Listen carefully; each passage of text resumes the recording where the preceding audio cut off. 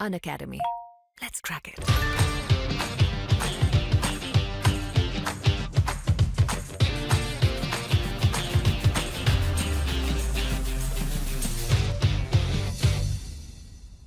नमस्कार दोस्तों, welcome to सरकार स्टडी बेस। तो चलिए आज की इस क्लास में हम पढ़ने वाले हैं औद्योगिकरण। जैसे कि उद्योग से संबंधित मुद्दे और पहल हमारा चल रहा है कंप्लीट तौर पर यहाँ पे, तो इसी के बारे में हम यहाँ पे देखने वाले हैं। इसके पहले हमने औद्योगिक विकास से संबंधित और बेसिक तौर पर जो औद्योगिकरण है उसके बारे में यहाँ पे जाने। तो हम यहाँ पे अब देखेंगे औद्योगिकरण होता क्या है। तो औद्योगिकरण क्या होता है, देखिए औद्योगिकरण का मैं बेसिक मतलब यहाँ पे बताता हूँ आपको। प्राथमिक उत्पाद होते हैं। प्राथमिक उत्पाद का मतलब जो प्राइमरी सेक्टर से हमको प्रदान किए जाते हैं। प्राइमरी सेक्टर मतलब जो कृषि है उससे संबंधित जो भी क्षेत्र है वो सभी क्या आ जाते हैं, प्राइमरी सेक्टर में जाते हैं। तो प्राथमिक जो वस्तुएं होती है उनको द्वितीयक वस्तुओं के रूप में, प्राथमिक वस्तुओं को द्वितीयक वस्तु के रूप में क्या किया जाता है, बदलने की जो क्रिया है उसको क्या कहा जाता है, उद्योग कहा जाता है। और इसी चरण को यहाँ पे हम अगर देखें तो ये जो कंप्लीट रूप से जो प्रोसेस होती है उसको यहाँ पे औद्योगिकरण कहा जाता है। यह कार्य हम देखें तो विनिर्माण क्षेत्र यानी जो मैन्युफैक्चरिंग सेक्टर है उसके द्वारा किया जाता है। इसके लिए उद्योगों में निवेश की आवश्यकता होती है और औद्योगिकरण द्वारा राष्ट्रीय उत्पादन में उद्योगों के उत्पादन की जो बहुलता है और सकल घरेलू उत्पादन है उसमें औद्योगिक क्षेत्र का अंश बढ़ाया जाता है। इससे अर्थव्यवस्था में कृषि अंश जो है धीरे धीरे कम होता जाता है, जबकि जो उद्योग है उसकी हिस्सेदारी यहाँ पे बढ़ते जाती है। तो ये सारी चीज़ हमको यहाँ पर देखने को मिलती है औद्योगिकरण के अंतर्गत। अनअकैडमी के फ्री प्लान को एक्टिवेट करने के लिए आपको प्रोमो कोड यूज़ करना होगा सरकार 10। और इससे संबंधित जो गोल है एमपीपीसी व्यापन संबंधित वो आप यहाँ पे चूज़ कीजिए और अनअकैडमी से आप लर्न कर सकते हैं। इसके लिए आपको सरकार 10 प्रोमो कोड यूज़ करना होगा इस प्लान को अनलॉक करने के लिए। बेनिफिट्स ऑफ फ्री प्लान हम देख लेते हैं, यानी फ्री प्लान के जो बेनिफिट्स है वो हम देख लेते हैं। यहाँ पे 500 से ज़्यादा फ्री लाइव क्लासेस यहाँ पे दी जा रही है एक हफ्ते के अंदर में, और लाइव डाउट क्लियरिंग सेशन यहाँ पे हो रहे हैं एमपी के टॉप एजुकेटर्स के द्वारा, और 50 से ज़्यादा टॉप एजुकेटर्स यहाँ पे हैं।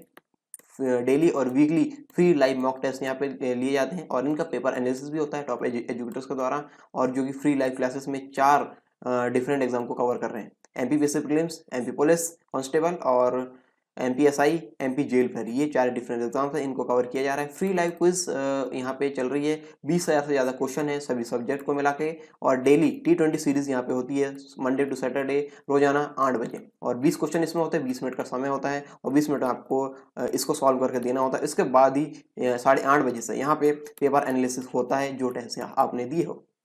ये टॉप एजुकेटर्स को आप देख सकते हैं, इन टॉप एजुकेटर्स के द्वारा यहाँ पे ये क्लासेस ली जा रही है।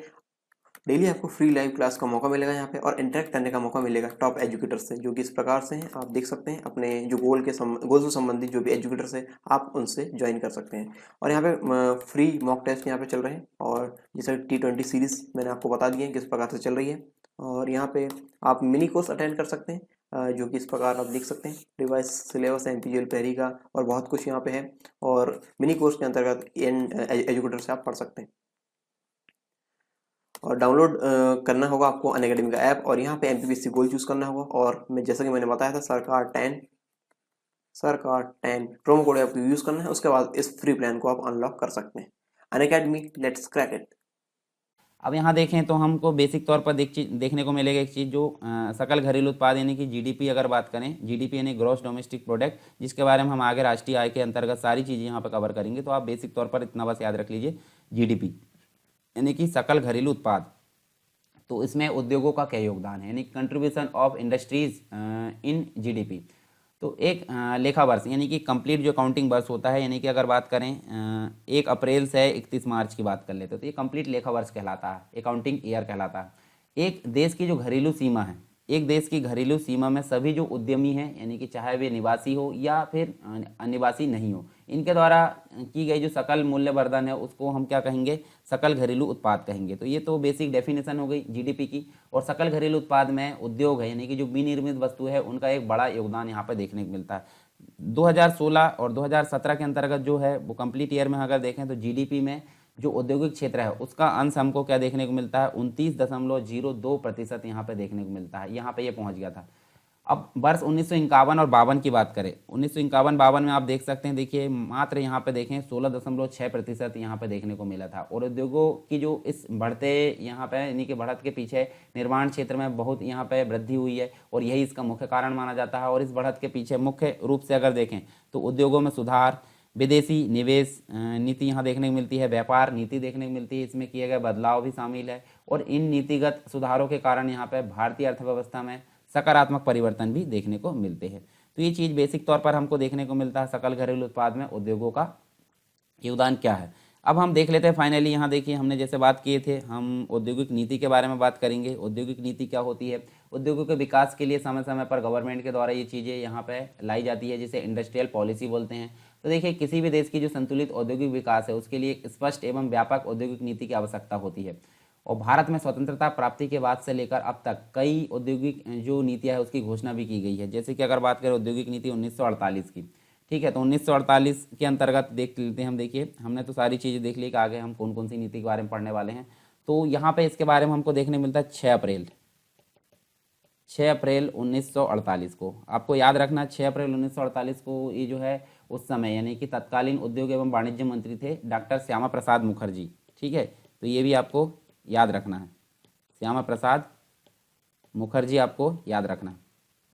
6 अप्रैल 1948 को डॉक्टर श्यामा प्रसाद मुखर्जी जो उस समय उद्योग एवं वाणिज्य मंत्री थे इनके द्वारा की गई थी इसकी घोषणा। और इस नीति की में जो है सार्वजनिक और निजी क्षेत्र के सह अस्तित्व को स्वीकारा गया था।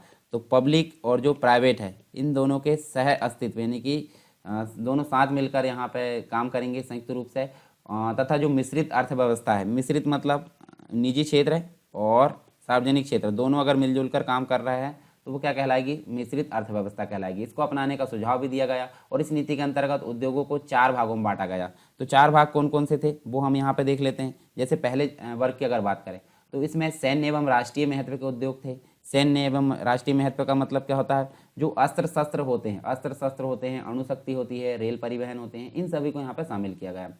और इस वर्ग में सरकार को एकाधिकार की बात कहेगी, यानी इस पर जो है गवर्नमेंट का पूरा एकाधिकार होगा। सारे निर्णय कौन लेगा? गवर्नमेंट लेगी। अब दूसरा जो क्षेत्र था, दूसरे क्षेत्र की अगर बात करें तो इसमें 6 आधारभूत उद्योग लाएगा। आधारभूत उद्योग जैसे कि अगर बात करें लौह इस्पात उद्योग यहाँ देखने को मिलता है। उसके अलावा वायुयान निर्माण, कोयला है, जो आधारभूत यानी जो इंडस्ट्री है यानी उद्योग है उसके संचालन में काफ़ी इनका महत्वपूर्ण योगदान होता है। तो यहाँ पे अगर देखें तो आधारभूत उद्योग यानी कि वायुयान निर्माण उद्योग, जलयान निर्माण, टेलीफोन, टेलीग्राम जिसे बोलते हैं, खनिज तेल, ये सारी चीज़ हमको यहाँ देखने को मिलती है दूसरे वर्ग में। तीसरे वर्ग की अगर बात करें तो यहाँ पे 18 उद्योगों को रखा गया है। 18 उद्योगों की बात करें तो इनमें जो है रासायनिक उद्योग थे, ठीक है, चीनी, सूती और ऊनी उद्योग, ऊनी वस्त्र उद्योग, सीमेंट उद्योग, कागज और इससे संबंधित जो सारी चीज़ें थी वो किसके अंतर्गत शामिल की गई? तीसरे वर्ग के अंतर्गत शामिल की गई। और इन उद्योगों को निजी एवं सार्वजनिक दोनों में, यानी कि यहाँ अगर बात करें तो देखिए यहाँ पे प्राइवेट और पब्लिक दोनों को यहाँ पे संयुक्त रूप से देखने को मिलता है। और यहाँ पे इनका जो है यानी कि जो आधारभूत उद्योग थे उनके समय समय पर यानी आवश्यकता पड़ने पर राष्ट्रीयकरण की बात भी कही गई। इसके बाद हम देखें तो चौथा वर्ग की बात करते हैं। चौथा वर्ग कौन सा था? चौथा वर्ग के अंतर्गत देखें तो जो कंप्लीट रूप से यानी सैन्य है, आधारभूत जो उद्योग है 6 और 18 उद्योग, इन सभी को छोड़कर यहाँ पे अदर जो थे, जो भी अदर बचे हुए थे वो कहाँ शामिल कर लिए गए? चौथे वर्ग में शामिल कर लिए गए। तो इसके अंतर्गत बाकी सभी शेष उद्योगों को रखा गया और इस वर्ग को निजी एवं सहकारी क्षेत्रों द्वारा 1956 में, ठीक है, 1956 में स्थापित करने एवं संचालित करने की यहाँ पे मंजूरी प्रदान की गई। तो ये तो बात थी हमारी औद्योगिक नीति 1948 की, जिसके अंतर्गत आपको बेसिक चीज़ें जानने को मिली। अब हम बात करते हैं किसकी? औद्योगिक नीति 1956 की। तो इसके अंतर्गत हम देखें तो यहाँ देखिए 56 के अंतर्गत आपको पता होगा बेसिक तौर पर 1956 के अंतर्गत देखें तो जो दूसरी सेकंड 5 ईयर प्लान आपको देखने को मिलता है, सेकंड पंचवर्षीय योजना यहाँ पर देखने को मिलती है और इसी के अंतर्गत आधारभूत एवं भारी उद्योगों के विकास पर यहाँ पे विशेष बल दिया गया। जो भारी उद्योग थे साथ में अगर देखें तो आधारभूत उद्योग थे, जैसे कि हमने बात करें हैं, तो इन पर विशेष बल दिया गया द्वितीय पंचवर्षीय योजना के अंतर्गत। जैसे कि पहले में अगर देखें तो पहले में आपको कृषि विकास दिखेगा, कृषि से संबंधित जो है सारी चीज़ें दिखेगी, पर दूसरे में आपको औद्योगिक विकास दिखेगा। और इस लक्ष्य को यहाँ पे व्यवहारिक रूप देने के लिए इसको हम देखें तो 30 अप्रैल 1956, जैसे औद्योगिक नीति 1956 की बात करें, 30 अप्रैल 1956 को औद्योगिक नीति 1956 की घोषणा की गई। और इस औद्योगिक नीति के अंतर्गत हमको बहुत सारे यहाँ पे वर्ग देखने को मिलते हैं। जैसे वहाँ पे अगर देखें तो 4 वर्ग देखने को मिलते, तो यहाँ पे भी हमको 3 वर्ग देखने को मिलता। 3 वर्ग की अगर बात करें पहले में क्या था? पहले को फर्स्ट यानी कि हम बोल सकते हैं का। तो इसके अंतर्गत आधारभूत क्षेत्र जो है, आधारभूत क्षेत्र के 17 उद्योगों को यहाँ पे रखा गया और इस औद्योगिक नीति में इसी वर्ग पर जो है सर्वाधिक बल दिया गया, सर्वाधिक यहाँ पे फोकस दिया गया। दूसरी अगर बात करें तो यहाँ पे जो दूसरा वर्ग था जिसे हम खा वर्ग के नाम से जानते हैं, तो इसमें 12 उद्योगों को रखा गया, ठीक है, और तीसरे वर्ग को गा के नाम से जानते हैं। तो इसके अंतर्गत जो सभी जो यानी कि इन सभी को छोड़कर 17 और 12 को छोड़कर जो शेष थे, शेष उद्योगों को इसके अंतर्गत रखा गया, जिसके अंतर्गत देखें तो निजी उद्यमों को इसके विकास की अनुमति भी प्रदान की गई। तो ये तो थी हमारी कौन सी औद्योगिक नीति 1956 आपको देखने को मिलेगी। अब बात करते हैं 1977 की, औद्योगिक नीति 1977 की बात करते हैं। तो यहाँ हम देखें तो इसका जो है इसकी घोषणा या फिर इसको घोषित कब किया गया था, 23 सितंबर को, 23 सितंबर 1977 को इसकी घोषणा की गई। औद्योगिक नीति में सार्वजनिक जो क्षेत्र है उसकी भूमिका यहाँ बिना बदलाव में अगर देखें तो इसके जो है 1956 की नीति के अनुसार ही बनाए रखा, बदलाव नहीं किया गया। पर साथ ही अगर बात करें तो जो लघु और कुटीर उद्योग होते हैं, लघु और कुटीर उद्योगों की बात करें तो लघु और कुटीर उद्योगों के विकास पर यहाँ बल दिया गया। और इसके अंतर्गत हम देखें तो लघु क्षेत्र जो है यानी कि लघु क्षेत्रों को 3 वर्गों में बांटा गया। 3 वर्ग कौन कौन से थे तो हम देख सकते हैं, कुटीर है, घरेलू उद्योग है और सूक्ष्म और लघु उद्योग है, ठीक है। मतलब पहले स्थान पर क्या जाएगा, कुटीर आ जाएगा, फिर आ जाएगा दूसरे में घरेलू उद्योग आ जाएगा और तीसरे में आ जाएगा लघु उद्योग, सूक्ष्म एवं लघु उद्योग।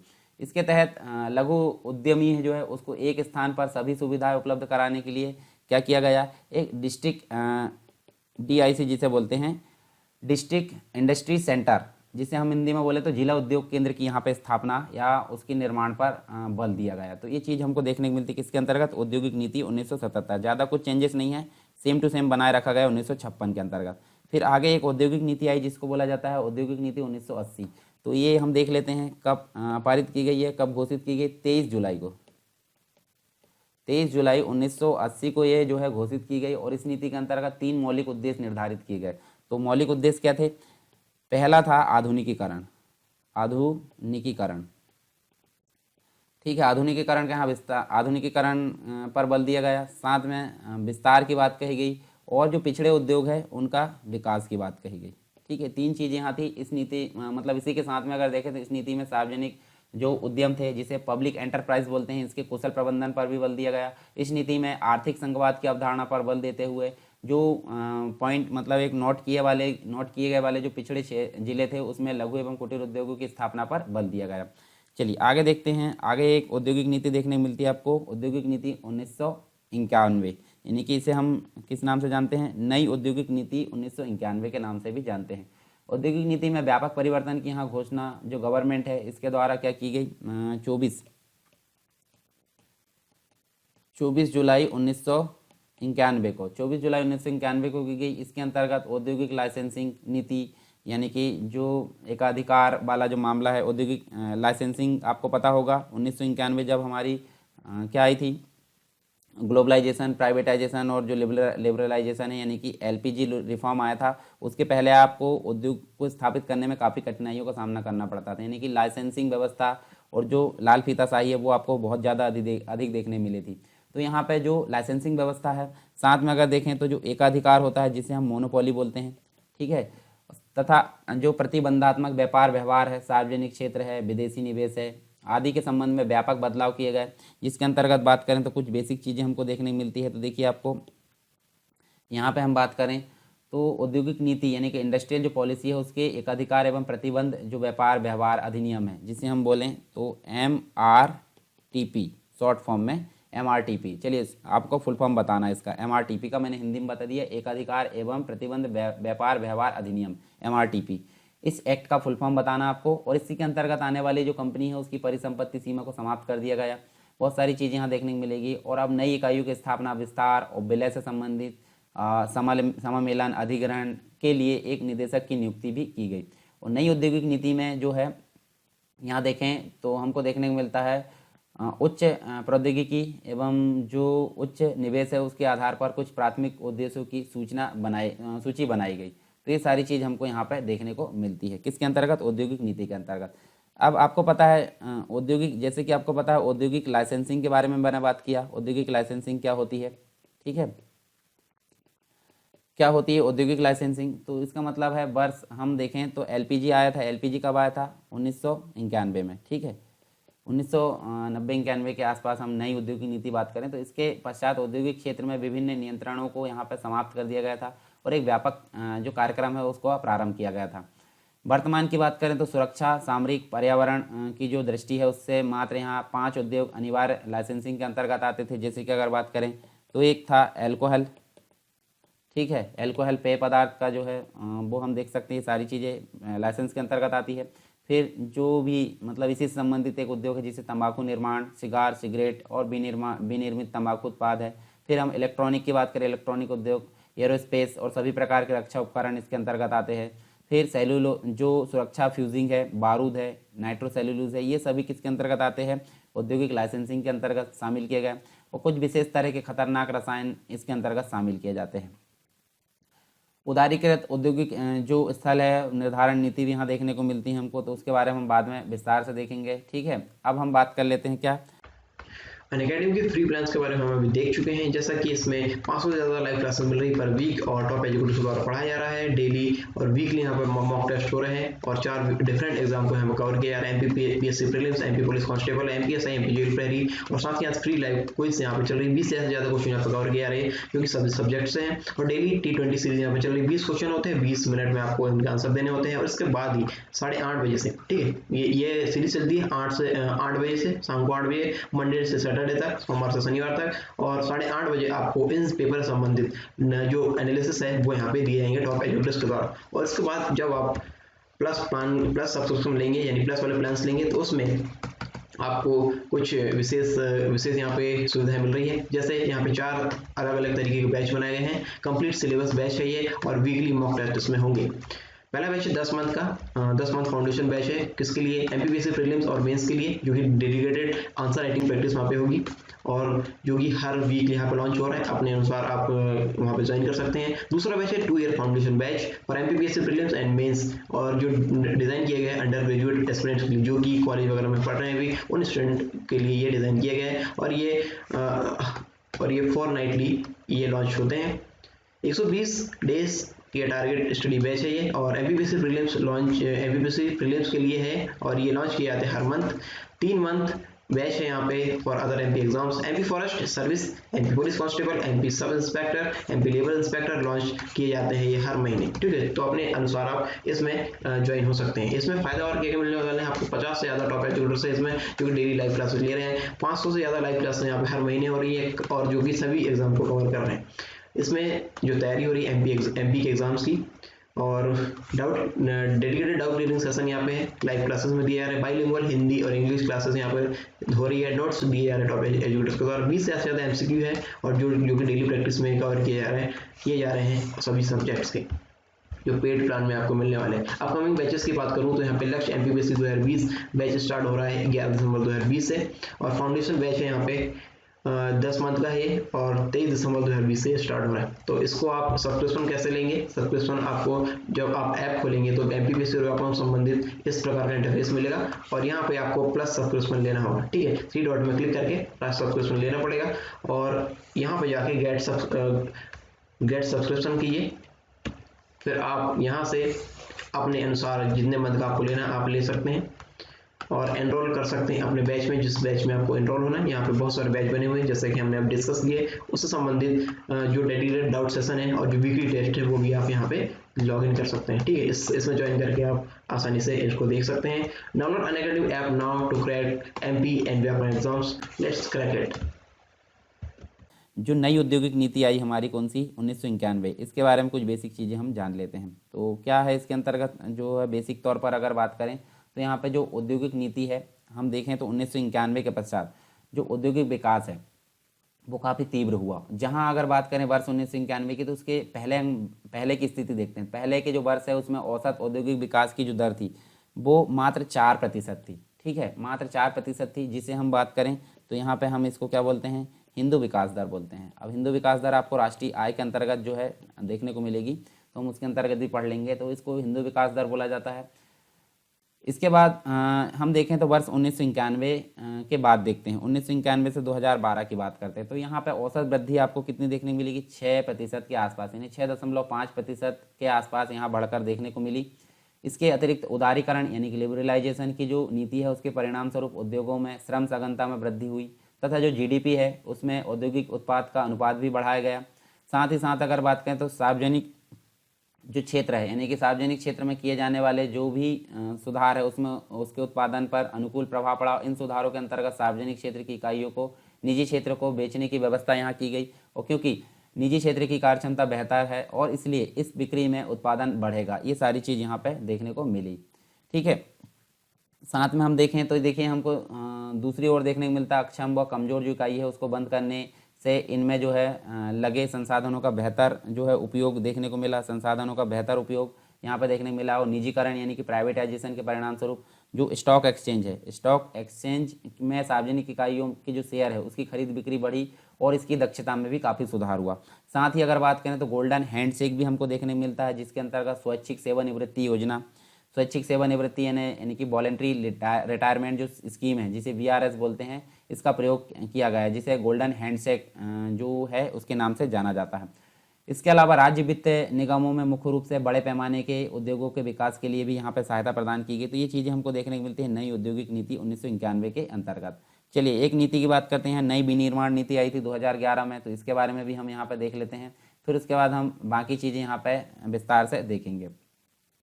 इसको बोला जाता है न्यू मैन्युफैक्चरिंग पॉलिसी 2011। ठीक है, तो यहाँ देखिए इसकी जो घोषणा है यहाँ पे अगर बात करें तो 4 नवंबर 2011 को नई विनिर्माण नीति की घोषणा यहाँ पे की गई थी भारत सरकार के द्वारा। और इस नीति का जो उद्देश्य था, उद्देश्य की अगर बात करें तो उद्देश्य क्या था, मतलब एक दशक अगर बात करें तो सन 2020 तक, यानी 2020 अभी वर्तमान में चल रहा है, तो इसके अंतर्गत देश की जो जीडीपी है उसके विनिर्माण उसकी जो है मतलब विनिर्माण क्षेत्र की जो हिस्सेदारी जीडीपी में कितनी होनी चाहिए, 25% होनी चाहिए, 25% करना। और रोजगार की बात करें तो रोजगार के यहाँ मतलब जो है रोजगार के 10% अतिरिक्त जो अवसर है यानी कि वर्तमान में जो उपलब्ध है उसके अलावा 10% और अतिरिक्त अवसर यहाँ पे सृजन करना था। किसका उद्देश्य, नई विनिर्माण नीति का। इसके अलावा सतत विकास जिसे हम बोलते हैं सस्टेनेबल डेवलपमेंट, इसको प्राप्त करना इस नीति का एक अभिन्न उद्देश्य भी माना जाता है। और विनिर्माण हेतु बेहतर व धारणीय प्रौद्योगिकी के प्रयोग पर बल दिया जाएगा। साथ ही साथ अगर बात करें तो नई नीति में 7 नए औद्योगिक शहरों की स्थापना का जो है प्रस्ताव यहाँ पारित किए गए। और यह नीति जो थी केंद्र और राज्य की जो भागीदारी यानी कि सेंटर प्लस स्टेट का जो साथ में मिलकर यानी भागीदारी पर आधारित थी, जिसमें केंद्र सरकार औद्योगिक वृद्धि के लिए आवश्यक ढांचा प्रदान करेगी और सार्वजनिक निजी भागीदारी पर विकसित करना या विकसित संरचना को उचित वित्तीय सहायता भी प्रदान करेगी। इसके बाद हमको देखना है राष्ट्रीय निवेश एवं विनिर्माण क्षेत्र। देखें तो देखिए यहाँ पे हमको देखने को मिलता है जिसे हम national investment and manufacturing zone बोलते हैं। प्रारंभ में बात करें तो हमको कुछ शहर थे जो विकसित करने का यहाँ पे प्रारंभ किया गया, मतलब इनको विकसित करने का यहाँ पे प्रारंभ किया गया, जिसके अंतर्गत हम देखें तो अहमदाबाद के अंतर्गत ये क्षेत्र देखने को मिलता है। ठीक है, अहमदाबाद धोलेरा निवेश क्षेत्र जो कि गुजरात में देखने को मिलता है। फिर सेल्द्रा बिदकिन औद्योगिक पार्क महाराष्ट्र के अंतर्गत देखने को मिलता है। मानेसर बावल निवेश क्षेत्र हरियाणा में। खुसखेड़ा भिवानी नीम राणा ये देखने को मिलता है निवेश क्षेत्र राजस्थान में। जोधपुर पाली मारवाड़ औद्योगिक क्षेत्र राजस्थान में देखने को मिलता है। पीतमपुर धार मऊ निवेश क्षेत्र आपको कहाँ देखने को मिलता है, मध्य प्रदेश में।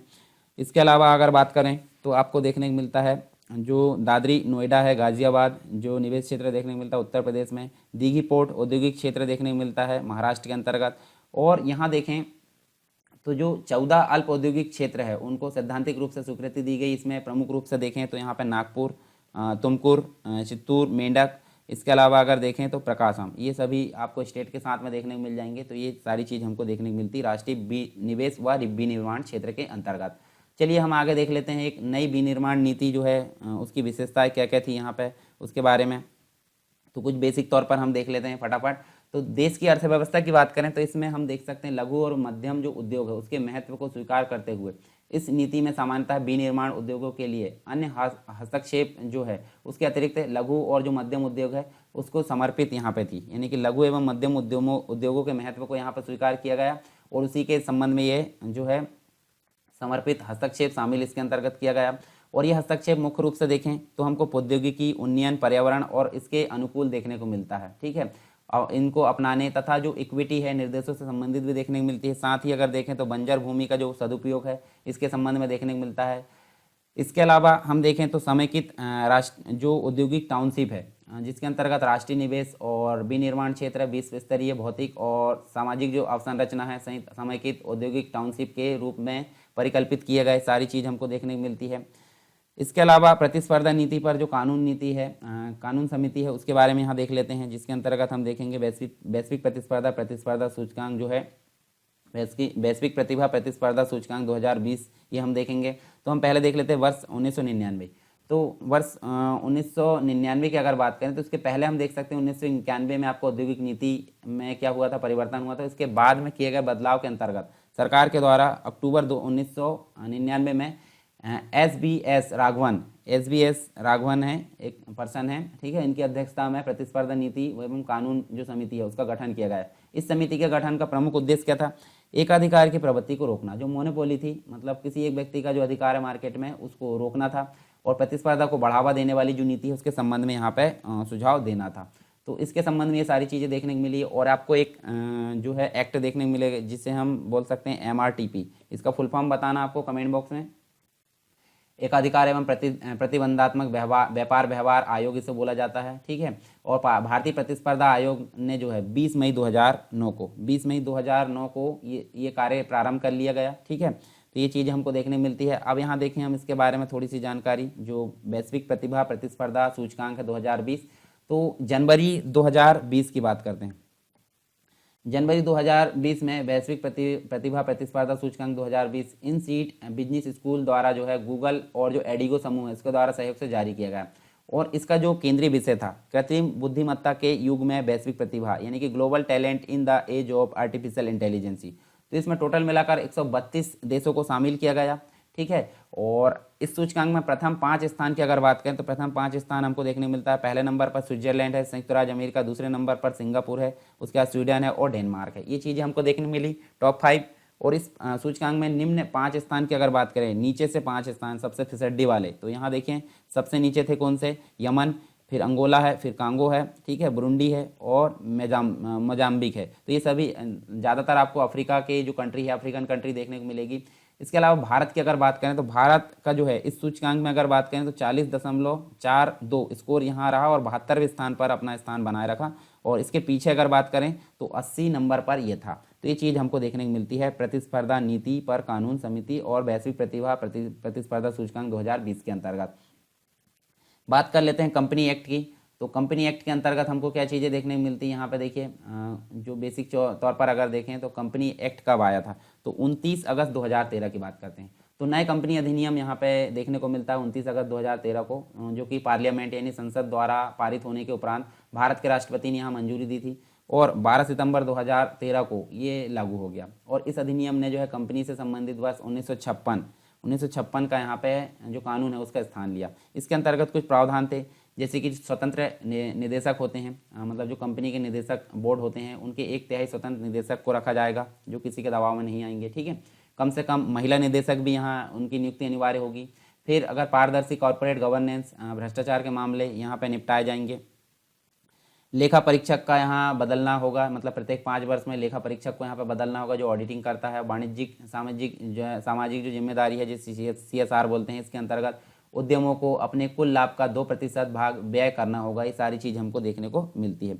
कुछ परिभाषाएं देख लेते हैं इसकी, मतलब कंपनी अधिनियम 2013 में जो थी विभिन्न प्रकार की परिभाषा, उसके अंतर्गत आपको एक व्यक्ति कंपनी देखने को मिलती है, लघु कंपनी देखने को मिलती है। क्या होती है? देखिए, एक व्यक्ति कंपनी का मतलब क्या होता है? यह कंपनी व्यवसायियों को एक व्यवस्थित व्यवसाय प्रारंभ करने का मौका देती थी, एक व्यक्ति कंपनी। लघु कंपनी का अगर बात करें तो ऐसी कंपनी थी जो जिनमें प्रदत्त पूंजी क्या थी? प्रदत्त पूंजी 50 लाख रुपए से अधिक ना हो तथा जिनका कुल जो कारोबार है वो 2 करोड़ रुपए से कम हो, तो ये कहलाती है लघु कंपनी। इसके अलावा सुसुप्त कंपनी का अगर बात करें तो डोरमेंट, जैसे कि सुसुप्त ज्वालामुखी आप देखते हैं, तो वह कंपनी जो इस अधिनियम के अंतर्गत भविष्य की किसी परियोजना के लिए पंजीकृत है या फिर कुछ परिसंपत्ति रखती है पर वर्तमान में एक्टिव नहीं है, तो उसको हम क्या बोलेंगे? सुसुप्त कंपनी बोलेंगे। फिर बात करते हैं राष्ट्रीय वित्तीय प्रतिवेदन प्राधिकरण। तो यहाँ देखें तो राष्ट्रीय वित्तीय प्रतिवेदन प्राधिकरण, जिसे हम मतलब जो नेशनल जो फाइनेंसिंग रिपोर्टिंग अथॉरिटी है, इसके गठन का प्रावधान किया गया। इसके अलावा क्लास एक्शन सूट, जिसके अंतर्गत हम देखें तो निवेशकों का कोई समूह या मंच कंपनी के विरुद्ध यदि कोई मामला दर्ज करता है तो उसके निर्णय पर उन सभी पर लागू होगा जो समान रूप से पीड़ित है। फिर राष्ट्रीय वित्तीय प्रतिवेदन प्राधिकरण की बात करते हैं इसी के अंतर्गत, तो इसको जो है विशेष अधिकार दिए गए और इस इकाई जो है यह इकाई लेखा परीक्षा पेशे का विनियमन करती है। साथ में हम देखें तो कॉरपोरेट सामाजिक जिम्मेदारी यानी कि कॉरपोरेट सोशल रिस्पॉन्सिबिलिटी, जिसे CSR के अंतर्गत देखें तो इसके अंतर्गत भारतीय कॉरपोरेट क्षेत्र को समाज के प्रति एक निश्चित सहयोग देने के लिए प्रतिबद्ध यहाँ पे किया गया। तो ये कुछ बेसिक परिभाषाएं थी। अब यहाँ पे संशोधन किया जाता है, तो संशोधन हम बाद में देखेंगे विस्तार से। ये 2015 में किया जाता है, 2015 याद रख लीजिए इतनी चीज़ें, ठीक है। कारोबार को सुगम बनाने के लिए जो मंत्रिमंडल है उसके द्वारा ये चीज़ें यहाँ पे विधेयक लाया जाता है 2014 में, और 2015 के नाम से इसको जाना जाता है। कंपनी अधिनियम जो है संशोधित किया गया था, ठीक है। तो यहाँ देखिए आगे हम देखते हैं भारत की जो प्रथम राष्ट्रीय बौद्धिक संपदा नीति है उसके बारे में यहाँ पे देख लेते हैं। उसके बाद हम बाकी की चीज़ें यानी कि जो बाद की जो चीज़ें आधारभूत जो उद्योग है उनके बारे में यहाँ पे विस्तार से बात करेंगे। तो पहले हम देख लेते हैं यहाँ पे भारत की प्रथम जो राष्ट्रीय बौद्धिक संपदा नीति है उसके बारे में। तो आपको देखने को मिलेगा मई 2016 में जो केंद्र सरकार है उसने देश की प्रथम राष्ट्रीय बौद्धिक संपदा नीति, जिसे हम national intellectual property right IPR बोलते हैं, इस पॉलिसी को स्वीकार किया गया था। और इस नीति का जो वाक्य था, ध्येय वाक्य, रचनात्मक भारत अभिनव भारत, ठीक है। रचनात्मक भारत अभिनव भारत यानी क्रिएटिव इंडिया, इनोवेटिव इंडिया इसके नाम से जाना जाता था। IPR नीति का जो दृष्टिकोण था वो एक ऐसे भारत का निर्माण करना था जहां सबके लाभ के लिए बौद्धिक संपदा को रचनात्मक एवं अभिनव आधार प्राप्त हो सके। इसके अलावा IPR जो नीति है, IPR नीति का जो मिशन था उसमें हम देखें तो रचनात्मक और नवाचार को प्रोत्साहित करने के लिए एक शक्तिशाली जीवन तथा संतुलित जो बौद्धिक संपदा अधिकार है प्रणाली का निर्माण करना था। साथ ही इसका उद्देश्य की अगर बात करें तो उद्देश्य मतलब जो लक्ष्य है इसके अंतर्गत हमको जो है इस नीति के लक्ष्य के अंतर्गत हमको 7 चीज़ें देखने को मिलती है। तो लक्ष्य क्या क्या देखने को मिलता है, देखिए 7 आपको कौन कौन सी चीज़ें। एक तो मिलता है बौद्धिक संपदा अधिकार जागरूकता, जिसके अंतर्गत देखें तो समाज के सभी वर्गों में बौद्धिक संपदा अधिकारों की आर्थिक, सामाजिक और सांस्कृतिक लाभों के प्रति जागरूकता हो। फिर बौद्धिक संपदा अधिकारों का यहाँ पर सृजन यानी बौद्धिक संपदा अधिकारों के सृजन को प्रोत्साहित करना।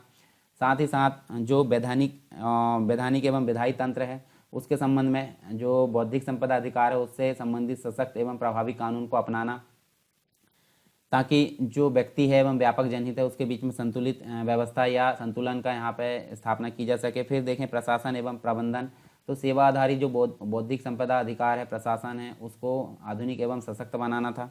बौद्धिक संपदा अधिकारों का यहाँ पे अगर बात करें तो इसका व्यवसायीकरण करना था, ठीक है। तो व्यवसायीकरण के माध्यम से बौद्धिक संपदा अधिकारों का मूल्य प्राप्त करना। साथ ही हम देखें तो प्रवर्तन एवं न्यायाधिकरण जो बौद्धिक संपदा अधिकार है उसके उल्लंघन से निपटने के लिए प्रवर्तन एवं न्यायिक प्रणालियों को सशक्त बनाना था। इसके साथ ही अगर देखें तो मानव पूंजी का यहाँ पे विकास यानी बौद्धिक संपदा अधिकारों में जो है शिक्षण, प्रशिक्षण और जो अनुसंधान है तथा जो कौशल निर्माण है उसको यहाँ पे देखने के लिए मानव संसाधन जो संस्थान है तथा जो क्षमता है उसको सशक्त बनाना था। तो ये थे कुछ मुख्य नीति के लक्ष्य। अब हम बात करते हैं फाइनली यहाँ पे पंचवर्षीय योजनाओं के बारे में और उसमें क्या क्या वृद्धि हुई। तो ये बेसिक तौर पर आपको एक नज़र यहाँ पे स्क्रीनशॉट ले लेना है और आपको पढ़ना है। तो आप देखिए मैं आपको बेसिक तौर पर बता देता हूँ, ठीक है। ये चीज़ें आप पढ़ लीजिए यहाँ पे, इसको देखिए इसको जो है आप स्क्रीनशॉट ले लीजिए, आपको सारी चीज़ें यहाँ पे क्लियर हो जाएगी। आप पढ़कर देखेंगे तो मैं यहाँ पे आपको वृद्धि दिखा देता हूँ ओनली। वृद्धि मतलब क्या क्या ग्रोथ हुई औद्योगिक क्षेत्र में, कौन कौन सी पंचवर्षीय योजना है उसके अंतर्गत, ठीक है। फिर उसके बाद हम देखेंगे एक और चीज़ देखेंगे, फिर हम देखेंगे औद्योगिक जो आधारभूत भारी उद्योग है उसके बारे में। देखिए पहली पंचवर्षीय योजना तो कृषि पर फोकस थी, फिर भी यहाँ देखिए 5.54% यहाँ पे वृद्धि देखने को मिली। दूसरी में आपको 5.59, फिर तीसरी में 6.28। 3 जो वार्षिक योजनाएं आई थी योजना अवकाश के दौरान 1.42% यहाँ देखने को मिली। चौथी योजना आई 4.91, पाँचवीं 6.55%, छठवीं पंचवर्षीय योजना 5.32%, सातवीं योजना 6.77। 2 वार्षिक योजनाएं आई जिसमें हम देखें तो आपको देखिए 0.10 मतलब 10 यहाँ देखने को मिलता है, काफ़ी कम वृद्धि देखने को मिलती है नाम मात्र की। 8वीं योजना में 7.58, 9वीं योजना में 4.29, 10वीं योजना की अगर बात करें तो 9.17, 11वीं में आपको 7.4 यानी लक्ष्य कितना था 10.5 था, परंतु फिर भी ये पीछे रह गए, ठीक है। उसके बाद हम देखें तो 12वीं योजना आपको देखने मिलती है जो कि लास्ट थी 9.6। तो ये बेसिक तौर पर आपको कुछ वृद्धि देखने मिलती है। एक चीज़ और देख लेते हैं जिसको हम बोलते हैं औद्योगिक प्रदर्शन का मूल्यांकन, ठीक है। तो ये चीज़ हमको देखने को मिलती है यहाँ पे, जिसके अंतर्गत हम देखें तो देश में जो औद्योगिक प्रदर्शन है उसके मूल्यांकन का सबसे सामान्य तरीका यहाँ देखने को मिलता है, जिसमें हम देखें तो उद्योगों का वार्षिक सर्वेक्षण। तो इस सर्वेक्षण के अंतर्गत विनिर्माण क्षेत्र की उन इकाइयों को शामिल किया जाता है जहां 10 या उससे अधिक लोग कार्यरत होते हैं। इसी में हम देखें तो राष्ट्रीय प्रतिदर्श संगठन देखने को मिलता है, प्रतिदर्श सर्वेक्षण संगठन, जिसे हम NSSO के नाम से जानते हैं। ठीक है, नेशनल सैंपल सर्वे ऑर्गेनाइजेशन जिसे हम बोलते हैं। इसके परिणाम जो है संगठित विनिर्माण क्षेत्र का कामकाज प्रदर्शित करते हैं। साथ ही हम देखें तो तमिलनाडु, महाराष्ट्र और आंध्र प्रदेश की बात करें तो यहाँ पे सर्वाधिक जो कारखाने हैं, कारखाने की दृष्टि से ये राज्य जो है क्रम से हमको देखने को मिलते हैं। सबसे ज़्यादा तमिलनाडु, महाराष्ट्र और आंध्र प्रदेश में देखने को मिलते हैं। फिर औद्योगिक उत्पादन सूचकांक की बात करें तो इसका जो आकलन है मासिक आधार पर विकास के नियमित जो संकेतक है उसके रूप में किया जाता है, और यह जो है एक निर्धारित भार व आधार स्तर पर वाला सूचकांक माना जाता है। केंद्रीय सांख्यिकी संगठन की बात करें तो इस CSO के नाम से जाना जाता है। तो इसके द्वारा औद्योगिक निष्पादन सूचकांक के आधार पर वर्ष 2004 की बात करते हैं, और 2004 और 5 की 2004-5 इससे संशोधित करके 2011-12 कर दिया गया, और नई श्रृंखला जो है जून 2011 से प्रारंभ की गई। तो ये सारी चीज़ हमको देखने को मिलती है किसके अंतर्गत, जो मतलब औद्योगिक प्रदर्शन का मूल्यांकन है उसके अंतर्गत। अब इसके बाद हम जो है भारत के प्रमुख भारी उद्योग पढ़ेंगे। पहले हम देख लेते हैं हमने क्या क्या चीज़ें यहाँ पे देखे हैं, ताकि आपके दिमाग में एक फिर से जो है पिक्चर क्रिएट यहाँ पे हो जाए। तो देखिए यहाँ पे हमने देखे हैं औद्योगिकरण के बारे में। क्या होता है औद्योगिकरण, जो प्राथमिक उत्पाद को द्वितीय उत्पाद में बदलते हैं उद्योगों के द्वारा, और इसी प्रक्रिया को हम क्या बोलते हैं, औद्योगिकरण बोलते हैं। यहाँ हमने कुछ योगदान देखें उसका। औद्योगिक नीति के बारे में देखें जो बहुत सारी हमको देखने को मिली। फिर नई औद्योगिक नीति 1991 का मूल्यांकन देखें। नई विनिर्माण नीति 2011 के बारे में बात की, फिर उसकी विशेषताएं देखें। फिर प्रतिस्पर्धा नीति पर कानून समिति के बारे में बात की। कंपनी एक्ट जो कि 2015 में संशोधित किया गया तो उसकी विशेषता देखें। भारत की जो प्रथम राष्ट्रीय बौद्धिक संपदा नीति है उसके बारे में देखें। पंचवर्षीय योजनाओं का औद्योगिक क्षेत्र में क्या योगदान था वो हमने देखें। फिर औद्योगिक प्रदर्शन का मूल्यांकन देखें। तो ये चीज़ें आपकी सारी चीज़ें यहाँ पे कंप्लीट हो गई है। तो आई होप सारी चीज़ें आपको क्लियर हुई होगी। आप टेलीग्राम चैनल ग्रुप और जो उत्तर लेखन ग्रुप है सारी चीज़ों में ज्वाइन कर सकते हैं, और कंटिन्यू अपनी जो है स्टडी है उसको यहाँ पर रख सकते हैं। तो मिलते हैं हम नेक्स्ट टॉपिक में, नेक्स्ट क्लास के साथ में। तब तक के लिए जय Hind. Unacademy. Let's crack it.